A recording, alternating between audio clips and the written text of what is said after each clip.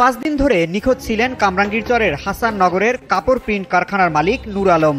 কারখানার ভেতরে জুয়া খেলায় বাধা দেওয়ার জেরে কারখানার শ্রমিক ও তার সহযোগীরা আলমকে হত্যার পর তার মরদেহ কারখানার মেঝেতেই পুঁতে রাখে। হত্যার পর মরদেহ টয়লেটে দ্বিখণ্ডিত করা হয়। এরপর বস্তায় ভরে কারখানার মেঝেতে গর্ত করে পুঁতে রাখে। 2 দিন ধরে সেখানেই খাওয়া ঘুমানো সহ স্বাভাবিক জীবনযাপন চালিয়ে যাচ্ছিল অভিযুক্তরা। স্বজনরা জানায় বৃহস্পতিবার রাত থেকেই নিখোঁজ ছিলেন নূর আলম। পরে চাওয়া হয় পুলিশের সহযোগিতা। সিসিটিভি ফুটেজ দেখে দুজনকে আটক করে পুলিশ। জিজ্ঞাসাবাদে তারাই সন্ধান দেয় মরদেহ। পুলিশ জানায় আলমকে কারখানার ভেতরেই হত্যার পর দ্বিখণ্ডিত করে পুঁতে রাখে ঘাতকরা। তার আরো 3 জন সহযোগীকে সাথে নিয়ে এটা হত্যা করেছে। হত্যা করে তাকে এই ঘরের মধ্যেই তারা পুঁতে রেখেছে। এই ঘটনায় 3 জনকে গ্রেপ্তার করেছে পুলিশ।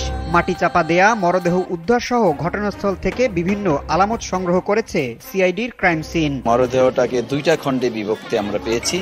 কোমরের অংশ থেকে নিচের অংশে একটা বিভক্তি আর উপরের অংশে, এবং গলায় কাটা আছে, এটা বোঝা যাচ্ছে আর কি।